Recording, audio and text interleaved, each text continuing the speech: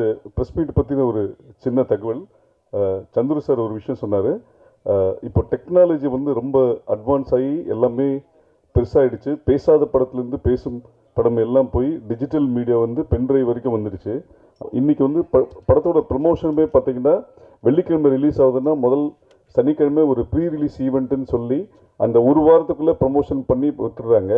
நம்ம ஏன் முன்ன மாதிரி பண்ண மாதிரி ஒரு டீசர் ரிலீஸ்க்கு முன்னாடி ஃபஸ்ட்டு ப்ரெஸ்ஸுக்கு ஒரு ஷோவை போட்டுட்டு டீசர் ரிலீஸ் ப்ரமோஷன்லேருந்து பண்ணி 1 மந்த் கழித்து ஆடியோ ரிலீஸ் பண்ணி திருப்பி 1 மந்த் கழித்து ஏன் படம் ரிலீஸ் பண்ணக்கூடாதுன்ற ஒரு விஷயம் யோசித்ததன் விளைவாக தான் முதலாவதாக இந்த ப்ரெஸ் மீட் இன்னைக்கு. ஏன்னா ஒரு பத்திரிகையாளர்களுக்கும் சுமார் 3435 வேலைகள் பிரச்சனைகள் எல்லாமே இருக்குது. அப்படி இருக்கும்போது அதை மீறி ஒரு படத்தையும் கவனம் செலுத்த வேண்டும் என்பதற்காக பிரத்யேகமாக இன்று இந்த பத்திரிகையாளர் இது சந்திப்பு நடைபெறுகிறது. நாளை இப்படத்தின் டீசர் உலகமெங்கும் வெளியாகிறது. முதலாவதாக பிரத்யேகமாக உங்களுக்கு இப்போ காண்பிக்கப்பட்டிருக்கிறது. முதலாவதாக பேசுவதற்கு படத்தின் இணை தயாரிப்பாளர் திரு சந்திரு அவர்களை மேடை கிடைக்கும்.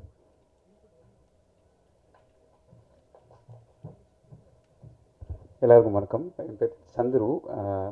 நான் இப்போது என்னென்ன சொல்லலாம்னு தெரில. பிகாஸ் டைரக்டர் வந்து வீடியோவில் எல்லாரும் பற்றியும் போட்டு காட்டிட்டார். ஆனால் நான் நிகில் அவர்கிட்ட சொன்னது என்னென்னா, படத்துக்கு முன்னாடி நம்ம எப்பயுமே ஒரு ப்ரெஸ் மீட் வைப்போம். பட் ஆனால் ஒரு டீசர்லேருந்து ஸ்டார்ட் பண்ணால் தான், because I believe press and media எந்த பெர்ஸ்பெக்டிவில் நீங்கள் எங்கள் ப்ராஜெக்டை பார்க்குறீங்களோ அந்த மாதிரி தான் ஆடியன்ஸும் பார்ப்பாங்க அப்படின்றது. அதே மாதிரி இந்த மாதிரி படத்துக்கு உங்களை நீங்கள் கன்சிடர் பண்ணி நீங்கள் எழுத வச்சு தான் ஆடியன்ஸுக்கு இது ரீச் ஆகும்ன்றது ஒரு நம்பிக்கை. அதே மாதிரி இப்போது இந்த படத்துக்குள்ளே வந்து ஃபஸ்ட்டு ஒரு 3 இயர்ஸ் பேக் நான் வந்து எல்லாமே முடிஞ்சிருச்சு, இதுக்கப்புறம் ஒன்றும் இல்லை அப்படின்னு சொல்லி நான் நினச்சிட்டு இருக்கும்போது எனக்கு எம்எல்ஏ ஃபுல்லாக நம்பிக்கையே இல்லை. அப்போ ஒரு கை வந்துச்சு, வந்து என்னை லிஃப்ட் பண்ணி வந்து இந்த படத்தில் ஸ்க்ரீன் ப்ளே பண்ணு அப்படின்னு ஃபஸ்ட்டு எனக்கு சொல்லிச்சு. அது தீரஜ் அவர் தான் எனக்கு வந்து ஃபஸ்ட்டு உள்ள ஸ்க்ரீன் ப்ளே உள்ள வாங்க அப்படின்னு சொல்லி கூப்பிட்டாரு. அதுக்கப்புறம் ஒரு 3 இயர்ஸ் ட்ராவலில் இங்கே கூட்டினு வந்து நிப்பாட்டி விட்டுட்டாரு. இது வந்து அதான் 2021 ஒரு மிஸ்கின் சார் வர. Hi sir. இது அதான் 3 இயர்ஸாக நம்ம வந்து ஸ்க்ரீன் ப்ளே இந்த படம் ஸ்டெப் பை ஸ்டெப் பண்ணி இப்போ தான் ஃபைனலாக ரெடியாக இருக்குது. இது இவ்வளோ நேரம் நீங்கள் அந்த வீடியோஸ்லாம் பார்த்துருப்பீங்க. அந்த வீடியோஸில் நம்ம என்ன தான் லைக் ஒரு BMW வாங்கியிருக்கோ, ஆடி வாங்கியிருக்கோ இதெல்லாம் சொன்னால் கூட அந்த வண்டி ஓடணுன்னா ஃபியூல் வேணும். ஐசி ஃபியூல் வந்து எல்லாம் ப்ரெஸ் அண்ட் மீடியா தான். நீங்கள் வந்து இதை எந்த மாதிரி இதை ஆடியன்ஸ்க்கு எடுத்துகிட்டு போய் சேர்க்குறீங்களோ அப்போ தான் தேட்டருக்கும் ஆடியன்ஸ் வருவாங்கன்றது ஒரு என்னோடய நம்பிக்கை. அதனால் நீங்கள் ப்ளீஸ் சப்போர்ட் பண்ணுங்கள் இந்த ப்ராஜெக்ட்டுக்கு. அதே மாதிரி ஏர்ஃப்ளிக்கில் இருக்கிற இந்த டீம், என்டையர் டீம், ஃபஸ்ட்டு வந்து எக்ஸிக்யூட்டிவ் ப்ரொடியூசர் நீங்கள் இதிலே பார்த்தீங்க சேதுன்னு சொல்லிட்டு, அவர்கிட்ட இருந்தால் ஃபஸ்ட்டு நம்ம பட்ஜெட் பண்ணி இது என்ன மாதிரி பண்ணலாம் அப்படின்லாம் ஃபுல்லாக நீங்கள் விஷுவலாகவே பார்த்துட்டீங்க. ஸோ அந்த மாதிரி அவர் ஃபுல்லாக பிளான் பண்ணி இன்னி வரைக்கும் அவர் மோஸ்ட்லி கொஞ்சம் சம்டைம்ஸ் வந்து ஸ்பாட்டுக்கும் வர முடியாமல் போகிறதுக்கான பாசிபிலிட்டியும் இருந்துச்சு. பட் இன்னி வரைக்கும் ஃபுல்லாக பட்ஜெட்டில் என் கூட ஹெல்ப் பண்ணி எனக்கு கண்ட்ரோலாக எல்லாமே பண்ணி கொடுத்து இந்த ப்ராஜெக்டை முடிச்சு கொடுத்தாரு. அண்ட் அதுக்கப்புறம் இந்த படத்தோட மேனேஜர் செல்லதுரைன்னு சொல்லிட்டு அவர் வந்து தனியாக ஒரே ஆளாக இருந்து ஒன் மேன் ஆர்மி மாதிரி இருந்து ஃபுல்லாக எனக்கு சப்போர்ட்டாக இருந்தார். அண்டு டைரக்டர் வந்து ரொம்ப அவர் எந்த அளவுக்கு வந்து ஒரு ஃபன்னியான பர்சன்ன்றது உங்களுக்கு அந்த வீடியோ பார்க்கும்போதே தெரிஞ்சிருக்கும். இந்த மாதிரி தான் நாங்கள் ஒரு டீம், நானு எடிட்டர் அப்புறம் டைரக்டர். இந்த ப்ராசஸ் லைக் எதுவாக இருந்தாலுமே நீங்கள் ஒரு போஸ்டர் வெளியில் பார்த்தாலுமே இல்லை ஒரு டீசர் எது பார்த்தாலுமே இந்த 3 பேரோட அப்ரூவலில் தான் வெளியில் வந்திருக்கும். இது நாங்கள் டிஸ்கஸ் பண்ணிகிட்டே இருக்கும்போது எனக்கு சின்னதாக ஒரு தோணின விஷயம் என்னென்னா, இது எங்கள் வீட்லேயும் சரி எங்கள் ஃப்ரெண்ட்ஸ் வீட்லேயும் சரி இது எப்பயுமே நடக்கிறது தான். இது என்னென்னா இப்போ நம்ம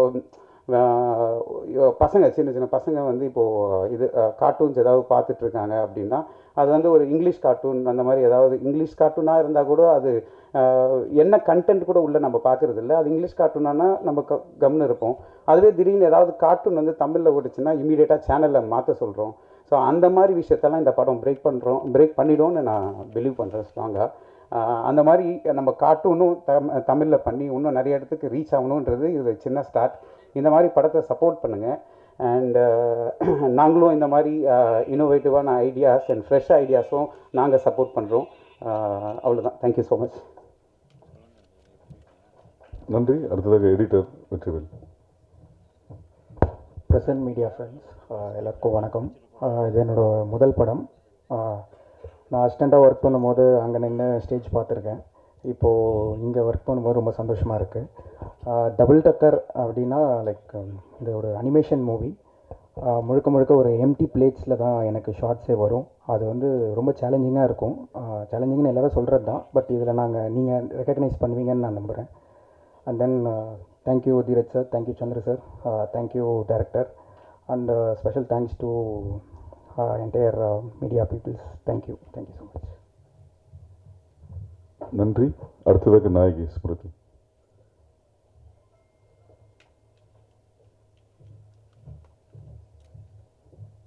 எல்லாருக்கும் வணக்கம். இன்னைக்கு டபுள் டக்கர் படத்தோட ப்ரெஸ் மீட்டில் உங்கள் எல்லாரையும் சந்திக்கிறதுல எனக்கு ரொம்ப சந்தோஷமாக இருக்குது. முதலாவதாக Mysskin sir, thank you so much for coming. It's a great honour. நீங்கள் வந்து எங்களை சப்போர்ட் பண்ணுறது எங்களுக்கு ரொம்ப ரொம்ப ரொம்ப மகிழ்ச்சி. அண்ட் எனக்கு I'm very grateful for this opportunity. I would like to thank my entire team, starting with our producer sir Chandru sir. ரொம்ப கூலாக காமாக கம்போஸ்டாக இருப்பார். இந்த மாதிரி ஒரு கம்போஸ்டான ப்ரொடியூசர் நான் பார்த்ததே இல்லை. அதுக்கு அப்படியே கான்ட்ராஸ்ட் கேரக்டர் நம்ம hero Dheeraj sir. Very very vibrant person. அவர் செட்டுக்கு வந்தாலே என்டையர் செட்டை சேர் பண்ணி ரொம்ப ரொம்ப எனர்ஜெட்டிக்காக இருக்கும். அண்ட் டேரக்டரை பற்றி நான் சொல்லணும்னு நினச்சேன், பட் நீங்கள் எல்லாருமே இந்த வீடியோவில் பார்த்துருப்பீங்க எவ்வளோ கூலான பர்சன். ஒரு நாள் கூட அவர் டென்ஷனாகி நான் பார்த்ததே இல்லை. Very very jolly person. And full மூவியை ரொம்ப ஒரு ஹாப்பியாக நல்ல ஒரு வைபோடு கொண்டு போனார். அண்ட் கௌதம் எங்கள் சினிமாட்டோகிராஃபர், he was very ரொம்ப நல்லா he's done his work. And எனக்கு அப்பப்போ நிறைய சஜஷன்ஸ் கொடுத்து he's helped me throughout the movie. And Kovai Sarala ma'am மாதிரி பெரிய ஆர்டிஸ்டோடு அந்த மூவியில் நடிக்கிறத ரொம்ப ரொம்ப பெருமைப்பட்டிருக்கேன். அண்ட் வித்யாசாகர் சாரோட மியூசிக்கோட மேஜர் ஃபேன்னா. சின்ன வயசுலேருந்து அவர் பாட்டு கேட்டு வந்திருக்கேன். அண்ட் அவர் மியூசிக் டைரக்ட் பண்ணுற படத்தில் நான் நடிக்கிறேன்றது எனக்கு ரொம்ப பெருமையாக இருக்குது. So thank you so much for this opportunity. And நீங்கள் டீசர் பார்த்தாலே தெரிஞ்சிருக்கும், உங்களுக்கு இது ஒரு ஃபேமிலி என்டர்டெய்னர். அண்ட் எல்லா கிட்ஸுக்கும் இந்த மூவி ரொம்ப பிடிக்கும். ஸோ கண்டிப்பாக உங்களோட சப்போர்ட் எங்களுக்கு தேவை. Thank you. And Nikhil sir, thank you so much for organising this. Thank you.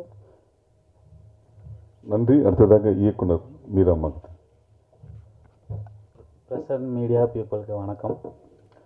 இந்த ஸ்டேஜில் நான் இங்கே நிற்கிறதுக்கு 12 வருஷ உழைப்பு. தேங்க்ஸ்.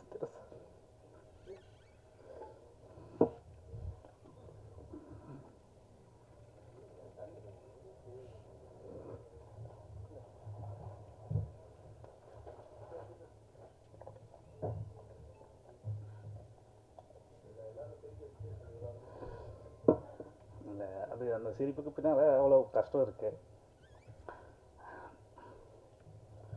சாரி, கொஞ்சம் அது ஏன் சொல்கிறேன்னா, நான் ஒரு 10-12 ஷார்ட் ஃபிலிம்ஸ் பண்ணியிருக்கேன். நான் யார்ட்டையும் அசிஸ்டண்ட்டாக இருந்ததில்லை. நான் சரி ஒரு படம் பண்ணலாம் அப்படின்னு நான் முடிவு பண்ணிவிட்டு, ஏன்னா என்னோடய பைலட் ஃபிலிம்ஸை ஆடியன்ஸோட ரெஸ்பான்ஸ் நல்லா இருந்தது. இவன் நல்லா ஹியூமர் பண்ணுறான் அப்படின்ட்டு என்னோடய ஃபேஸ்புக் ஃப்ரெண்ட்ஸ், என்னோடய ஒரு கூட்டம் இருக்குது, அவங்களே நீ சீக்கிரம் படம் பண்ணணும் அப்படின்னு சொன்னாங்க. சரி, எனக்கே ஒரு தைரியம் வந்தது, இப்போ படம் பண்ணலாம் அப்படின்ட்டு. அப்போ நான் பெரிய ஆர்டிஸ்ட்லாம் யார்ட்டையும் போகலங்க. விஜயோ அஜித் அந்த மாதிரிலாம் எனக்கு தெரியும், அவங்க கிட்டேயே போக முடியாதுன்னு தெரியும். நான் போனதெல்லாம் ஒரு சின்ன சின்ன ஆர்டிஸ்ட்டு தான். ரொம்ப இப்போது மார்க்கெட் லெவலில் ஒரு 3 கோடி 4 கோடி உள்ள ஒரு சின்ன சின்ன ஆக்டருங்க கிட்ட தான் கதை சொல்லலாம் அப்படின்னு போனேன். அவங்க என்ன ஒரு நார்மலாக ஒரு மனுஷனுக்கு கொடுக்குற மரியாதை கூட கொடுக்கல. மேனேஜர்ஸ்லாம் அவங்க ஃபோன் எடுத்தாலே ரொம்ப ஒரு மாதிரி பேசுகிறாங்க. நான் கேட்டதெல்லாம் ஒரு 5 நிமிஷம் தான், என் கதையை கேளுங்க அப்படின்னு. யாருமே கொடுக்கல. தீரஜ் சார் தான்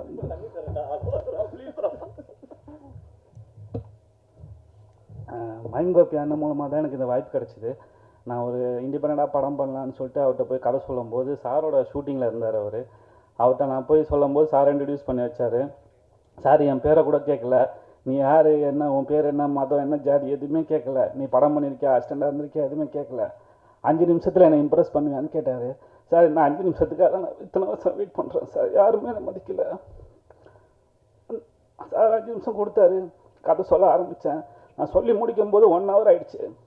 சார் ஷூட்டிங் அப்படியே நிறுத்திட்டே என்ற கதை கேட்டார். அது நான் சொல்லும்போது ஒரு சின்ன படமாக தான் எடுத்துகிட்டு வந்தேன். அப்புறம் இந்த அனிமேஷன் ஐடியாஸ் நான் சொல்லும்போது, ஏன்னா அதுக்கப்புறம் எங்களுக்கு அந்த சப்போர்ட்டிங் ஆர்டிஸ்ட்டு, ஏன்னா உங்களுக்கு தெரியல பட்ஜெட்டுன்னு வரும்போது சேல் வேல்யூலாம் இருக்கணும் அப்படின்றப்போ எங்களுக்கு பெரிய, ஏன்னா இந்த அனிமேஷன் ஐடியா நான் எப்போயும் யோசித்து வச்சுட்டேன்.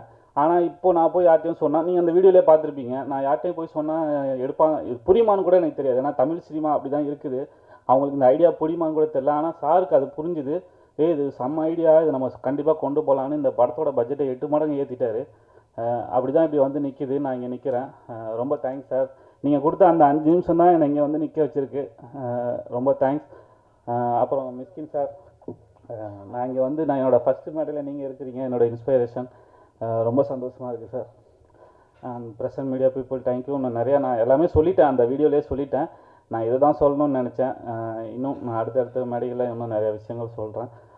ரொம்ப தேங்க்ஸ் என் டீமுக்கு. ஏன்னா என் டீமை பற்றி நான் பேசணுன்னா, எங்கள் ஆஃபீஸில் இருக்கிற ஆயாலேருந்து நான் சிஜி டீம் போகும்போது அங்கே டீ குடிக்கிற பாட்டி வரைக்கும் நான் எல்லாருக்குமே தேங்க்ஸ் சொல்லணும். அவ்வளோ ஒர்க் பண்ணியிருக்காங்க எல்லாருமே. ரொம்ப தேங்க்ஸ் ப்ரெசன்ட் மீடியா. இந்த படத்தை நல்லா எழுதுங்க, நல்லபடியாக கொண்டு போங்க. இந்த மாதிரி சின்ன சின்ன டைரக்டருங்க, அப்கமிங் டைரக்டர்களுக்கு உங்களோட சப்போர்ட் ரொம்ப தேவை. நீங்கள் எழுதுகிற நல்ல விஷயங்கள் இதை பாருங்கன்னு சொன்னீங்கன்னா அது மக்கள் பார்ப்பாங்க. நீங்கள் சொன்னால் தான் கேட்பாங்க, நாங்கள் எவ்வளோ சொன்னாலும் கேட்க மாட்டாங்க. ஸோ நல்லபடியாக எழுதுங்க, இந்த படம் நல்லபடியாக வரணும். தேங்க்ஸ். மிஷ்கின் அவர்கள்.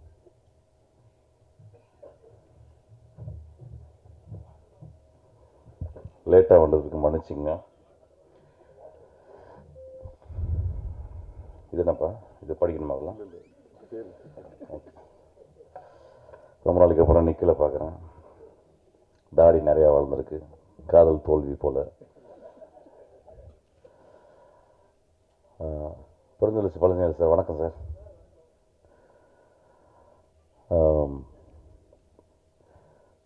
கண்டினியூஸாக ஷூட் பண்ணிக்கிருக்கேன் விஜய் சேதுபதி. ஃபோன்லாம் ஆஃப் பண்ணிவிட்டு ஃபோனை ஆன் பண்ணால் தீரஜ் எனக்கு கால் பண்ணான். டைமே இல்லை. அப்புறம் என்ன பண்ணேன், இன்றைக்கி ஒரு நாள் நான் வந்து இன்றைக்கி ஷூட்டிங்கை கேன்சல் பண்ணிட்டு வந்துட்டேன். இன்றைக்கி 2 மணி டு 10 மணி அந்த சொன்னேன். இன்றைக்கி ஒரு நாள் எனக்கு தீரஜ், அது ஏன் தீரஜ் க்ளோஸ் அப்படின்னா, தீரஜ் ஒரு 500 பேரை காப்பாற்றிருக்கான். ஒரு ஹார்ட் சர்ஜன். கிளாப் பண்ணலாமே. 500 பேர் நான் சொல்கிறது சும்மா ஒரு அப்ராக்சிமேட்டாக இருக்கும். I think more then that. ஒரு 1000 பேரை ரொம்ப ரொம்ப இம்பார்ட்டண்டான ஒரு ஹார்ட் சர்ஜன். நான் தெரிஞ்ச ஒரு எனக்கு தீரஜ் வந்து ஒரு 10-15 வருஷமாக எனக்கு தெரியும். உதயோட ரொம்ப க்ளோஸ் ஃப்ரெண்டு. முதல்வருடைய ஃபஸ்ட்டு கூட இருக்க ஒரு மருத்துவர், அவர் பார்த்துக்கலாம். ரொம்ப நல்ல பையன், எந்த ஒரு கர்வமும் இல்லாத ஒரு பையன், ரொம்ப எளிமையாக பழகக்கூடிய பையன். ஸோ அவன் சொன்ன உடனே, அவன் இந்த உலகத்துக்கு அவன் செஞ்ச சேவைக்காக நான் உடனே வந்துட்டேன். நான் முக்கியண்டா அப்படின்னு சொல்லிட்டு. கஷ்டப்பட்டுக்கிட்டே இருக்கான். அவனுக்கு வந்து ஒரு டாக்டராக is reached is apex, is reached is பினக்கல். But டாக்டராக இருந்தால் கூட ஏதோ லைஃப்பில் நான் ஆர்ட்டில் நான் வந்து சாதிக்கணும்னு எப்பயுமே நினச்சிக்கிட்டு இருக்கேன். எனக்கு ரொம்ப ஆச்சரியம். எல்லாருமே டாக்டர் ஆகணும்னு ஆசைப்படுவோம், ஆனால் அவன் வந்து ஒரு ஆக்டர் ஆகணும்னு ஆசைப்பட்றான். எனக்கு டாக்டருக்கும் ஒரு நடிகனும் அல்ல ஒரு இயக்குனருக்கும் பெரிய டிஃப்ரென்ஸ் இல்லை. ஏன்னா டாக்டர் ஸ்ட்ரெயிட்டாகவே இதயத்தை பொழந்து அதில் ஏதாவது பிரச்சனை இருந்தால் அவங்கள காப்பாற்றுறான். ஒரு நல்ல கதை சொல்லியும், ஒரு நல்ல இயக்குனரும், ஒரு நல்ல நடிகரும் இதயத்தை துறக்காமல் திறந்து அதில் உள்ள ரணங்களெல்லாம் ஆற்றி அவனுக்கு சிரிக்க வைக்கிறான், சிந்திக்க வைக்கிறான். ஸோ 2 பேருமே டாக்டர்ஸ் தான். ஸோ ஒன் ஆஸ்பெக்ட் ஆஃப் ஒரு ப்ரொஃபஷனில் வந்து ஒரு பெரிய, ரொம்ப சிறந்த அவனை பற்றி நான் கேட்டிருக்கேன், பேசியிருக்கேன். நான் வந்து என்னுடைய படங்களில் சில டெக்னிக்கலாக நான் அதாவது பேசுகிறக்கோ அல்லது ரிசர்ச் பண்ணுறக்கோ அவனை நான் கூப்பிட்டு கேட்பேன். எனக்கு வந்து அவ்வளோ கிளாரிட்டியாக ரொம்ப எளிமையாக சொல்லுவான். ஒரு டாக்டர் மாதிரி ரொம்ப கஷ்டப்பட்டு சொல்ல மாட்டேன், ரொம்ப எளிமையாக சொல்லுவான். அவனுடைய படங்களும் அந்த மாதிரி தான். வந்து ஒரு ஹியூமர் பேஸ்டாக ஜாலியாக இருக்கணும், ஹாப்பியாக இருக்கணும். பேசிக்கலாக ரொம்ப ஹாப்பியானவன். அவன் கூட இருந்தாவே ரொம்ப சந்தோஷமாக இருக்கும். ஸோ இந்த படம் நான் வந்தது ரொம்ப சந்தோஷப்படுறேன். நான் மிஸ் பண்ணிட்டேன், பட் ஆனால் நான் பார்த்துக்கிறேன். அதுக்கப்புறம் வந்து சந்துரு, ஒரு நாள் நான் கோயம்புத்தூர் போயிட்டு இருந்தேன். அந்த ஃப்ளைட்டில் போகும்போது ஒரு ஏர் ஹோஸ்டர்ஸ் வந்து, ஒரு ஆம்பளை ஏர் ஹோஸ்டர்ஸ் யோசிச்சு பாருங்கள், என்னையே வந்து ஆம்பளை ஏர் ஹோஸ்டர்ஸ் தான் வந்து பார்க்கும், பொம்பளை ஏர் ஹோஸ்டர்ஸை வந்து பார்க்கும். ஸோ ஒரு ஆம்பளை ஏரோஸ்டஸ் வந்து பக்கத்தில் உட்காந்து முட்டி போட்டு உட்காந்து சார் உங்கள் ஃபேன் சார் அப்படின்னா நானும் புரியல, டே எந்த ஊர் ராணி யார் ராணி ஒன்றுமே புரியல அப்படி. இல்லை சார் எனக்கு ரொம்ப படம் பிடிக்கும் சார் அப்படின்னா. அப்போ பேர் என்ன சந்துரு வச்சேன். உடனே நம்பர் கொடுக்குறீங்களா சார்? நான் கொடுத்தேன் ஆக்சுவலாக. அதை கொடுத்து நோட் பண்ணிவிட்டு ஒரு 2 மாதம் கழிச்சு நான் உங்களை வந்து பார்க்க வரலாமா சார்? நான் பார்க்க வரலாம். வந்து உட்காந்து சினிமாவை பற்றி பேசிக்கிட்டு இருக்கான். சினிமா பற்றி பேசிட்டு வந்துட்டு அதுக்கப்புறம் ஒரு வருஷம் கழித்து மெசேஜ், சார் நான் ஒரு பொண்ணு சினிமாவை டைரக்ட் பண்ண போகிறேன் சார் அப்படின்னா. எனக்கு ரொம்ப என்னடா மேலே பறந்துக்கிறது ஏன்டா கீழே பறக்க ஆசைப்படுறேன் அப்படின்னு. அப்புறம் வந்து யார்கிட்டயும் ஒர்க் பண்ண இல்லை சார் யார்கிட்டையும் ஒர்க் பண்ணல சார். எனக்கு பயங்கர கோவம். எனக்கு யார்கிட்டையும் ஒர்க் பண்ணணும்டா தம்பி, யாராவது ஒர்க் பண்ணணும் அப்படின்னு சொன்னேன். பட் அதுக்குள்ளே தியரேஜ் எல்லாம் கலந்து பண்ணோன்னே சரி ரைட் ஓகே எந்தூசியாசமாக நான் ஒரு 2-3 ஷார்ட் ஃபிலிம் பண்ணியிருக்கேன் சார் அப்படின்னு சொல்லிட்டு வந்து பண்ணான். அந்த படம் நான் பார்த்தேன், நல்லா இருந்துச்சு, நல்ல ஃபிலிம் மேக்கிங். ஏதோ சம்திங் அது மக்கள்கிட்ட போய் பெருசாக சேரலை ஆக்சுவலாக. ஆனால் அதை கைவிடாமல் வந்து திடீர்னு திரும்பியும் கூப்பிட்டு நான் அந்த படத்துக்கிட்ட ப்ரொடியூசர் சார். நான் ரொம்ப ஆச்சரியமாக இருந்துச்சு. சினிமா உயர பறந்தால் கூட அவங்கள இழுக்குது, அப்படி இழுத்தேவா ஒரு பிளாக் ஹோல் தான் cinema. Not even light cannot escape. அந்தளவு ஒரு பெரிய கிராவிடேஷனல் புல்லோட சினிமா இழுத்துக்கிட்டே இருக்கு. ரொம்ப நல்ல பையன், எனக்கு பிடிச்சிருந்துச்சு. அவன் வந்து நான் வந்து I don't give up sir, but I will be inside the cinema, I will be doing cinema அப்படின்னு சொன்னேன். எனக்கு அந்த கன்விக்ஷன் ரொம்ப பிடிச்சது. அவங்களுக்கு 2 பேருக்காக இந்த படம் நல்லா போகணும். அதுக்கப்புறம் டைரக்டர் பேசினார். அது ஏன்னா அந்த காலத்து சிவாஜி படம் பார்த்தது மாதிரி இருந்துச்சு ஆக்சுவலாக. ஆனால் டக்குன்னு அழுதுறது எனக்கு தெரியும். மேடை அழ வைக்கும். அந்த உழைப்பு, அந்த 12 வருஷம் கஷ்டப்பட்டேன் அப்படின்றது வந்து, தம்பி நீங்கள் சினிமாவில் இருக்க வரைக்கும் கஷ்டம்தான். நீ சினிமாவில் இன்னும் 25 இருந்தாலும் நீ கஷ்டப்பட்டு தான் இருப்ப. இந்த குழந்தைத்தனத்தை இன்னைக்கோடு விட்டுறணும். அழுகை ரொம்ப அழகானது. அதுவும் ஆம்பளை அழுகிறது ரொம்ப அழகு, ரொம்ப அழகு. வெக்கமில்லாமல் அழுகிறது ஆம்பளை ரொம்ப அழகு ஆக்சுவலாக. 12 ஷார்ட் ஃபிலிம் பண்ணியிருக்கீங்க. So I think you know about things. நான் திரும்பி நான் அசிஸ்டன்ட் டைரக்டர்கிட்ட சினிமாவுக்கு வர்றேன். அதுவும் பர்டிகுலராக டைரக்டராக வரவங்களுக்கு நான் அடிக்கடி சொல்கிற விஷயங்கள், ஏதாவது ஒரு படத்தில் போய் ஒர்க் பண்ணுங்கள். ஏதோ ஒரு காரணம் அவங்கள வந்து நான் ஒர்க் பண்ணக்கூடாது அப்படின்னு நினச்சிக்கிறாங்க. அது அப்படி கிடையாது. அப்புறம் ஒரு பிளாட்ஃபார்ம், ஷார்ட் ஃபிலிம் பிளாட்ஃபார்ம் ஒரு பியூட்டிஃபுல் பிளாட்ஃபார்ம். இன்றைக்கி இருக்க பெரிய டேரக்டர்ஸ்லாம் வந்து ஷார்ட் ஃபிலிம் பிளாட்ஃபார்மில் தான் வந்திருக்காங்க. பட் நான் திரும்பி சொல்லுவேன், நீங்கள் ஷார்ட் ஃபிலிம் பண்ணிகிட்டே வாங்க, ஒரு டேரக்டர் படத்தில் போய்ட்டு ஒர்க் பண்ணுங்கள். அது எப்படி ஒர்க் பண்ணலான்னா இப்படி ஒர்க் பண்ணலாம். ஒரு டேரக்டர் கேட்டு, சார் உங்கள் படத்தில் நான் ஒர்க் பண்ண வேணாம் சார், நான் சும்மா ஒரு அப்சர்வராக இருக்கிறேன் சார் அப்படி சொல்லிக்கிட்டாவது நீங்கள் வந்து ஒர்க் பண்ணணும். அது ஏன்னா அது ஒரு பெரிய ரொம்ப முக்கியமானதுன்னு நான் நினைக்கிறேன் ஆக்சுவலாக. இப்போ என்னுடைய அசிஸ்டன்ட் டைரக்டர்களை நான் சொல்லும்போது வந்து கிட்டத்தட்ட நாங்கள் டிஸ்கஸ் பண்ணுற விஷயம் எல்லாமே சினிமாவை பற்றியே டிஸ்கஸ் பண்ணுறோம். ஒரு 50 mm லென்ஸுக்கும் ஒரு 35 mm லென்ஸுக்கும் ஒரு 15 டிகிரி தான் டிஃப்ரென்ஸு. ஆனால் அந்த 15 டிகிரியை கற்றுக்கிறதுக்கு கிட்டத்தட்ட 5 வருஷம் 6 வருஷம் ஆகுது. ஒரு 50 mm வச்சுட்டு கொஞ்சம் பேக்கில் போன 35 mm, ஆனால் கொஞ்சம் எவ்வளோ பேக்கில் போகிறோன்னு தெரிஞ்சுக்கிறதுக்கு 5 வருஷம் தேவைப்படுது. ஒரு ஷார்ட்டை எங்கே ஆரம்பிக்கிறது எங்கே முடிக்கிறது, அதுக்குள்ளே எப்படி ஒரு கேரக்டர் என்ட்ரி ஒரு எக்ஸிட்டை வந்து கற்றுக்கிறதுக்கே ஒரு 3-4 வருஷம் ஆகுது. ஆனால் இன்றைக்கி இருக்க குழந்தைகள் வந்து they are exposed to so many films, they think they understand cinema through short films by seeing. ஆனால் நீங்கள் ஒர்க் பண்ணுறது ரொம்ப ரொம்ப இம்பார்ட்டன்ட். ஒர்க் பண்ணும்போது இப்போ நான் வந்து இவ்வளோ வருஷங்கள் நான் ஒர்க் பண்ணியிருக்கேன். ஒரு கிட்டத்தட்ட 25 வருஷம் கண்டினியூஸாக ஒர்க் பண்ணியிருக்கேன். நான் வெற்றிமாறன் என் கூட வந்தவங்க, நாங்கள் 2 பேர் தான். வெற்றிமாறன், அதுக்கப்புறம் ராம், ரஞ்சித், நெக்ஸ்ட் ஜெனரேஷன். ஆனால் நாங்கள் 25 வருஷம் நானும் வெற்றிமாறன் ஒர்க் பண்ணல. வெற்றிமாறன் ஒரு பெரிய ஜீனியஸ்ட்டை ஒர்க் பண்ணேன், ஒரு பாலுமேந்திரான்ட்டு ஒரு ஜீனியஸ்ட்டை ஒர்க் பண்ணேன். அதுக்கப்புறம் நான் ரொம்ப ஈஸ்தட்டிக்கலான ஒரு மாஸ்டர், ஒரு பெயிண்டர் கதிர், அவர்கிட்ட ஒர்க் பண்ணேன். அதுக்கப்புறம் வின்சென்ட் செல்வா வந்து ஒரு நல்ல ஒரு ஃபோட்டோகிராஃபர், சினிமாட்டோகிராஃபர் வந்து டேரக்டர். ஸோ ஏதோ ஒரு வகையில் எங்களுக்கு அந்த டைரக்டர்ஸ் வந்து எங்களுக்கு சில விஷயங்கள் சொல்லி தந்தாங்க. ஒரு நல்ல ஞாபகம் இருக்குது. ஒரு நாள் நான் வந்து ராஜஸ்தானில் ஷூட் பண்ணும்போது எங்கள் டேரக்டர் போயிட்டு என்ன லென்ஸ் வச்சுருக்கேன் போய் பார்த்துட்டு வாடா அப்படின்னா. நான் போய் லென்ஸு போய் அந்த கேமராமேன்ட்ட கேட்டேன். அந்த கேமராமேன் சும்மா விளையாட்டுத்தனமாக வந்து 50 அப்படின்ட்டு. நான் போயிட்டு சார் 50 லென்ஸ் வச்சுருக்காரு சார் அப்படின்னு. உடனே டே அறிவில்லைடா அது 24 ஆனார். அது வரைக்கும் எனக்கு தெரியாது. கிட்டத்தட்ட ஒரு 2-3 மாதம் ஒர்க் பண்ணேன். எனக்கு ரொம்ப அசிங்கமாக போச்சு. அப்போ அதான் தெரிஞ்சுக்கிது ஒரு 50 லென்ஸுக்கும் 24 லென்ஸுக்கும் அவ்வளோ பெரிய டிஃப்ரென்ஸ் இருக்குன்னு சொல்லி இப்போ நேராக போயிட்டு அவர்கிட்ட கேட்டேன், என்ன சார் இப்படி சொல்லிட்டீங்களேன்னு. இல்லை தம்பி நான் ஒயிட் ஷாட் எடுக்கணும் தம்பி, இருக்கிறதுலே ஒயிட் இந்த பாலைவனத்தை காட்டணும், அதுக்காக 24 வைடு எடுத்துருக்கேன். அது வரைக்கும் எனக்கு அந்த லென்ஸிங்னா என்னன்னே தெரியாது. அன்றைக்கி நான் போயிட்டு வீட்டில் அன்றைக்கி ரூமில் போயிட்டு ஒரு 20 பேப்பர் எழுதுகிற பேப்பரை கிழிச்சு தச்சுட்டு அதுக்குள்ளே ஒரு பென்சில் சின்ன நோட்டு. அதுக்கப்புறம் நான் ஒர்க் பண்ண எல்லா படத்துலையும் 5 படம் ஒர்க் பண்ணேன். அதுக்கப்புறம் ஒவ்வொரு ஷாட்டுக்கிட்டையும் போயிட்டு அந்த ஃபோட்டோ அந்த ஃபோக்கஸ் புல்லட்டு போய் ஆனால் இது என்ன லென்ஸ்னான்னு கேட்டுட்டு அந்த லென்ஸை எழுதிட்டு மானிட்டரில் வந்து அந்த அந்த அந்த அந்த ஷாட் இருக்கும், அந்த ஷாட்டுடைய அளவை வரைஞ்சி அதுக்குள்ளே இருக்க கேரக்டர்ஸுடைய லெவல் வரைஞ்சிட்டு அது கிட்டத்தட்ட நான் வந்து எல்லா 4 படங்களும் ஒரு படத்துக்கு ஒரு 500 ஷாட்னா ஒரு 2000 ஷாட்டையும் நான் வந்து லென்ஸை பார்த்துக்கிட்டே இருந்தேன்.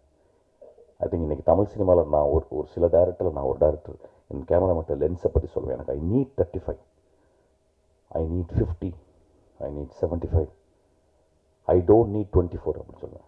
ஐ ஹேட் 135 சொல்லுவேன். ஸோ பயிற்சி அப்படின்றது வந்து ஒரு டேரக்டர்கிட்ட பயிற்சி நிச்சயமாக அது வந்து இப்போ தீரஜ் எடுத்தீங்கன்னா ஒரு ஹார்ட் சர்ஜன் ஆகிறது வந்து he wouldn't have become immediately after reading the theory. He would have gone through one master to undergo பண்ணியிருக்கணும். அதுக்கப்புறம் அதை பண்ணும்போது அப்புறம் ப்ராக்டிஸ் பண்ணி அவங்கள்ட்ட டிஸ்கஸ் பண்ணி அது ரொம்ப ரொம்ப முக்கியமானதுன்னு நான் நினைக்கிறேன் ஆக்சுவலாக. அதுக்காக இன்றைக்கி வர ஜெனரேஷன் ஒரு ஷார்ட் ஃபிலிம் எடுத்துகிட்டு ஏன் சார் எடுக்க முடியாது, எவ்வளோ சக்ஸஸ்ஃபுல்லான பீப்புள் இருக்காங்க, ஏன் சார் அப்படின்னு சொல்ல முடியாது. அதுவும் இருக்கும். ஆனால் ஒரு லாங் ரன் ஒரு 25 இயர்ஸ் அது எப்படின்னா ஒன்று சொல்லுவேன், இந்த இளைஞர்கள் வந்து வர்றவங்களுக்கு ஒரு சின்ன தோல்வியை ஏற்றுக்க முடியாது. ஒரு பெரிய டைரக்டர்கிட்ட ஒரு நல்ல டைரக்டர்கிட்ட ஒரு படங்கள்கிட்ட ஒர்க் வரும்போது எப்படி சக்ஸஸ் பண்ணுறதுன்றதை விட ஒரு தோல்வியை எப்படி ஏற்றுக்கணும் அப்படின்றது தெரியணும். ஒரு இயக்குனருக்கு ஒரு படம் ஓடணும்னு ஆசை, ஒரு படம் ஓடி தான் தீரணும் அப்படின்ற ஒரு எண்ணம் எல்லாமே ஓகே. ஆனால் இயற்கை அப்படி வேலை செய்கிறது கிடையாது. ஸோ இது ரொம்ப ரொம்ப இம்பார்ட்டன்ட். ஒரு மாஸ்டர்கிட்ட அட்லீஸ்ட் கொஞ்ச நாள் அவர் கூட டிஸ்கஸ் பண்ணிட்டாவது இருக்கணும்னு நான் கேட்டுக்கிறேன். நான் ரொம்ப கேள்வி அது யாரும் கேட்க போகல. ஒரு ஷார்ட் ஃபிலிம் எடுக்கிறவங்க என்னை திட்டலாம் ஆக்சுவலாக, I don't care. But there is a reason I am talking. நான் இப்போ திரும்பி நான் ஒர்க் பண்ணும்போது நிறைய ஷார்ட் ஃபிலிம்ஸ் நான் போய் நிறைய படங்களில் ஒர்க் பண்ணும்போது அந்த குழந்தைங்க எக்ஸ்ட்ராடினரி இன்டெலிஜென்ட், எக்ஸ்ட்ராடினரி விஷன் இருக்கு.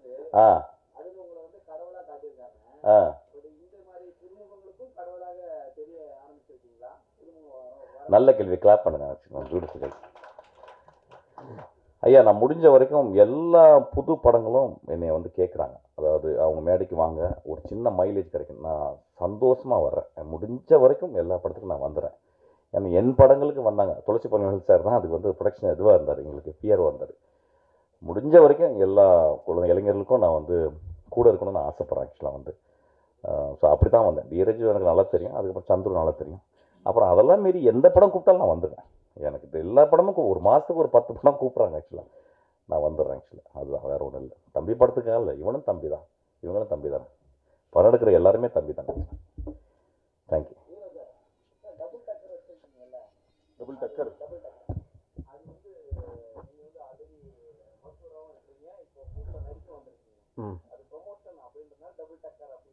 இல்லை அது கிடையாது. அந்த 2 கேரக்டர் இருக்குல்ல டபுள், ஸோ அது டபுள் டக்கர். இந்த படத்தில் 2 டபுள் ஆக்ஷன் இருக்குது இதில், ஸோ அதனால் டபுள் டக்கர். ஸோ எல்லாமே 2 இருக்கிறதுனால டபுள் டக்கர். இல்லை அதுவும் டபுள் கேரக்டர் தான் வச்சேன், எங்கேயோ ஒரு இடத்துல தெரியும்.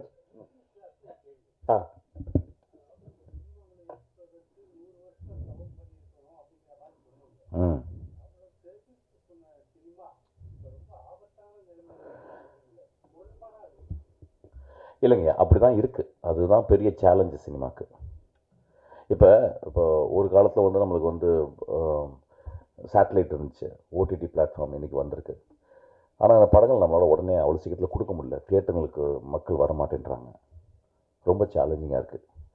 ஆனால் இந்த கான்ஃப்ளிக்ட்டு தான் சினிமா இயக்குறவங்களுக்கும் சினிமா எடுக்கிறவங்களுக்கும் ஒரு பெரிய சோகத்தை கொடுத்து, ஆனால் இதுக்குள்ளே விட்டு வெளியே வராமல் நம்ம எப்படி இருந்தாலும் நம்ம படத்தை நம்ம ரீச் பண்ணணும், ஒரு நல்ல கதையை ரீச் பண்ணணும்னு சொல்கிற ஒரு உத்வேகத்தை இந்த கான்ஃப்ளிக்ட் தான் கொடுக்கும்.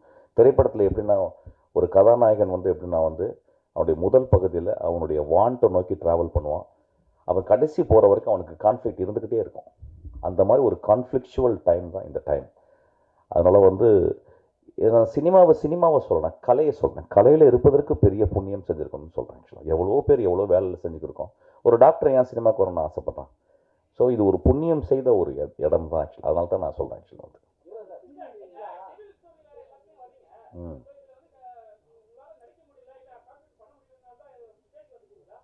அப்படிலாம் இல்லையே. கூப்பிட்டு என்னடா கூப்பிட்டு தான் கொஞ்சம் காசு கொடுத்துருப்பாங்க.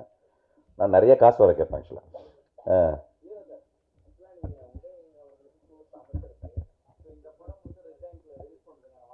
இல்லை, ஆஸ் யூஷுவல் இது வந்து படம் முடித்து ஃபஸ்ட் காப்பி ரெடி அவருக்கு இன்னொரு 2 வீக்ஸ் டைம் இருக்குது. முடித்தோடனே அவர் காட்டுவேன். அவர் பிடிச்சிருந்தா அவர் கண்டிப்பாக பண்ணுவார். பிடிக்கலன்னா நான் வந்து ஃபோர்ஸ் பண்ண மாட்டேன். ஏன்னா பிகாஸ் இட்ஸ் ஹிஸ் பிஸ்னஸ். அதில் நான் வந்து போய் ஃபோர்ஸ் பண்ணக்கூடாது. நட்புன்னு வேறு, பிஸ்னஸ்ன்றது வேறு. ஸோ அது தெளிவாக I have drawn that line very clear. Applications இருக்கணும், but at the same time எனக்கு அது ரீச் இருக்குது. ஸோ அதனால் நான் போய் காட்டுவேன். அதனால் that doesn't mean that he has to do it. இல்லை, ஸோ வெரி கிளியர். அதுக்கு செண்பகமூர்த்தின்னு ஒருத்தருக்காரு, அவர் அசஸ் பண்ணுவார். அதுக்கப்புறம் ராஜான்னு ஒருத்தருக்காரு, அவர் அசஸ் பண்ணுவார். கமர்ஷியலாக என்ன வயபிலிட்டியான ரெட் ஜெயிண்ட் எடுத்துச்சுன்னா அது கமர்ஷியலாக வயபிளாக இருக்குன்னு தான் நான் நம்புகிறேன். ஸோ பார்ப்போம். நான் தான் டாக்டர் இங்கே இருக்கேன். ஓ, டைரக்டர். ஓகே, இது உனக்கு தேவையா அப்படின்னாரு.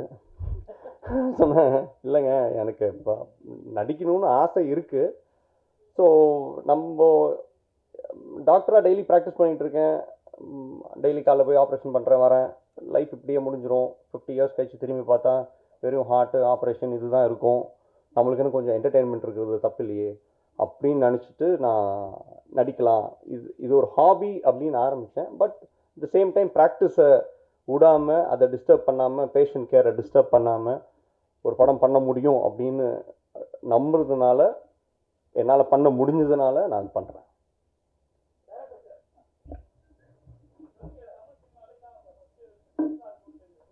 ஆமாம்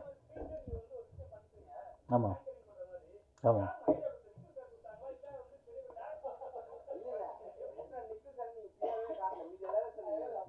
இல்லை ஆக்சுவலாக இந்த வீடியோ முன்னாலே பண்ணிட்டோம். அப்புறம் தான் சாரு இந்த கடைசியில் வந்து விநாயக் மாதிரி தான் வந்தார். அதனால அவரை ஆட் பண்ண முடியல. இல்லைங்க, அந்த வலிங்க நான் இதே கஷ்டம் தான் அவரும் சொன்னார். இல்லை, எனக்கு அந்த வாய்ப்பு கிடைக்கல. நான் வந்து ஒரு துரதிருஷ்ட வரையும் கூட சொல்லலாம். ஏன்னா என்னோட இல்லை சார், அதுக்கு ரீசன் ரீசன் சொல்லிடுறேன் சார். நான் வந்து ஒர்க் பண்ணிட்டு இருந்தேன். எனக்கு வந்து ஃபேமிலி ப்ராப்ளமாக இருந்தது, கஷ்டம் இருந்தது. நான் வேலைக்கு போயே ஆகணுன்ற நிலமை. ஆனால் எனக்கு சினிமா மேலே ஒரு ஆசை, பயங்கரமான ஆசை, எப்படியாவது சினிமா பண்ணணுன்னு. சண்டே லீவில் தான் நான் ஷார்ட் ஃபிலிம் பண்ணுவேன். எனக்கு யார்ட்டையும் போய் ஒர்க் பண்ண முடியாதுன்னா நான் வந்து யூடியூப்பில் இப்போ இங்கே உள்ள சினிமாக்காரங்க வந்து, அதாவது இந்த இன்ஸ்டியூட் வந்து காசு வாங்கிட்டு பண்ணுறத ஃபாரின்காரன் வந்து யூடியூப்பில் ஃப்ரீயாக சொல்லித்தரான். இது நல்ல ஆப்ஷனாக இருக்கேன்னு சொல்லிட்டு நான் அதில் அப்படி கற்றுக்கிட்டேன். எப்படியாவது நான் அந்த சினிமாவை ஜெயிக்கணுன்றதுக்காக அந்த சண்டே லீவில் பண்ணி தான் அப்படியே ஒரு 12 வருஷம் அதுக்கு உண்டான டைம் எடுத்துக்கிட்டேன். அது எனக்கு கரெக்டாக வருதுன்னு நானே நம்பினேன். நான் சும்மா படம் பண்ணிட்டு நல்லா இருக்குன்னு சொல்ல, என்னோடய ஃப்ரெண்ட்ஸ் என்னோட சர்க்கிளில் இருக்கிறவங்களாம் பார்த்துட்டு நல்லா இருக்குன்னு சொன்னாங்க. அந்த நம்பிக்கையில் தான் பண்ணேன். அப்புறம் அந்த ஐடியாவுக்கு சொன்னார். அது எல்லாமே என்னோடய ஐடியா தாங்க. நான் வந்து சோஷியல் மீடியாவில் இந்த மாதிரி தான் பண்ணிகிட்டே இருப்பேன், ஃபன்னாக காமெடியாக பண்ணிகிட்டு இருப்பேன். அதான் என்னோடய ஃபஸ்ட்டு வீடியோ நாட்டாமல் ஃபேஸ்புக் வெர்ஷன் நீங்கள் யாராவது பார்த்துருப்பீங்க, 2014 வந்தது. நாட்டாமல் தீர்ப்பு சொல்ல வரும்போது ஒரு ஃபேஸ்புக் வெர்ஷனாக இருந்தால் எப்படி இருக்கும் அப்படின்ட்டு. அப்போ அது வந்து பயங்கரமாக ரீச் ஆச்சு.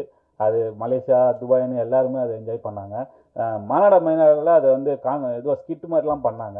ஸோ அந்த ஒரு நம்பிக்கை தான், நம்மளோட காமெடியை என்ஜாய் பண்ணுறாங்க. கண்டிப்பாக மக்களுக்கு நல்லா சிரிக்க வைக்க முடியும். ஏன்னா சிரிப்புக்கு உங்களுக்கு தெரியும் எவ்வளோ பெரிய கேப் இருக்குது. சிரிப்பு படமே வரமாட்டேங்குது, காமெடி படங்களே வரமாட்டேங்குது. அந்த ஒரு கேப்பை நான் யூஸ் பண்ணிக்கிட்டேன், அவ்வளோதான். ஆமாம் ஆமாம் ஆமாம் ஆமாம்.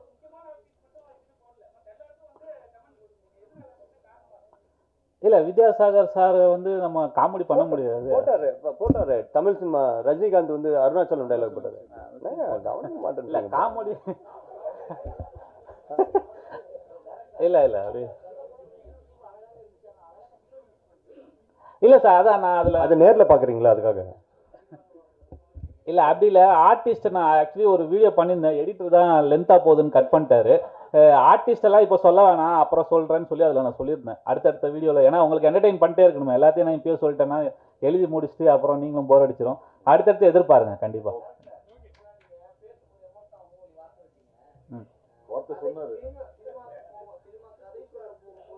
ஆமாம். இல்லை நான் அது அப்படி சொல்லலை. நானே ஆக்சுவலாக சிரிச்சுட்டு இருந்தேன், எதுக்கு இதெல்லாம் சொல்லலாம் அப்படின்னு. சொல்லுப்பா. அது ஒரு ஓரமாக இருக்குதான் சார். அது வந்து ரொம்ப ஹைலைட்டாக இல்லை, ஆனால் யாருமே மதிக்க மாட்றாங்க. அதான் ஒரு விஷயம். ஒருத்தன் போய் ஒரு 5 நிமிஷம் கொடுங்க சார் நான் யாருன்னு சொல்கிறேன்னா அதுக்கு அந்த மதிப்பு கிடைக்க மாட்டேங்குது. அதுக்கு ரீசன் வந்து மிஷ்கின் சார் சொன்னாங்க. ஏன்னா பிகாஸ் நீங்கள் வந்து சோன்ஸோட அசிஸ்டன்ட் அப்படின்னு சொன்னால் மரியாதை கூப்பிட்டு உட்கார வச்சு பேசுவாங்க.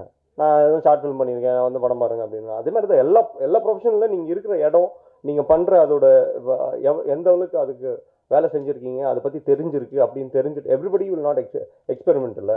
ஏன்னா எல்லாருக்கும் ஒரு பயம், ஃபெயில் ஆகிடுவோமோ அப்படின்னு சொல்லிட்டு. நான் ஆஸ் அ டாக்டர் நான் சொல்கிறது என்னென்னா, learn from the others mistakes அப்படின்னும். ஏன்னா நீ தப்பு பண்ணி நீ கற்றுக்கிட்டேன்னா ஒரு உயிருக்கு ஆபத்து. அதனால் மற்றவங்க பண்ணுற தப்பும் சேர்த்து அங்கேருந்து கற்றுக்கிட்டு நீங்கள் வாங்க. அதே தான் எல்லா ப்ரொஃபஷனல். இப்போ ஒரு சினிமா பண்ணதுக்கப்புறம் அந்த சினிமா தோல்வி அடைஞ்சுன்னா இந்த டேரக்டர் சரியில்லைன்னு சொல்லிட்டு போயிடலாம். அதனால தான் மிஷ்கின் சார் சொன்ன மாதிரி எல்லாரும் ஒரு இடத்துல போய் வேலை செஞ்சுட்டு அது. ஸோ அந்த ப்ராசஸில் வந்து தம்பி வந்து 12 படம் பண்ணியிருக்கேன் ஷார்ட் ஃபிலிம் பண்ணோன்னே. நான் ஒரே ஒரு படம் தான் பார்த்தேன். But I like the way he narrated. Narration பியூட்டிஃபுல்லாக பண்ணார். அந்த நரேஷன் ஏன் பண்ணாருன்னா அந்த கான்ஃபிடென்ஸ் வந்து அந்த 12 படம் பண்ண கான்ஃபிடென்ஸ் தெரிஞ்சிச்சு அதில். அதனால நான் ஓகே ரைட் ஓகே. இவர் புது டைரக்டர், இவர்கிட்ட சொன்னேன் நான். என்னோட பழைய படம் டைரக்டர் இருக்காரு, அவர் ஹீ இஸ் லேர்ன்ட். ஸோ அவரை வச்சுக்கிட்டு நீங்கள் செய்யுங்க அப்படின்னு சொன்னார். அதான் co producer cum co director. He actually written half the story. இவர் எங்கெங்கே படம் வந்து தப்பாக ஒரு லோ ஆகுது அப்படின்னோடனே அவர் வந்து ஹீஸ் லைக் ஓகே இந்த இடத்துல இந்த கேரக்டர் இன்ட்ரடியூஸ் பண்ணுவோம், இந்த இடத்துல இது பண்ணுவோம் அப்படின்னு.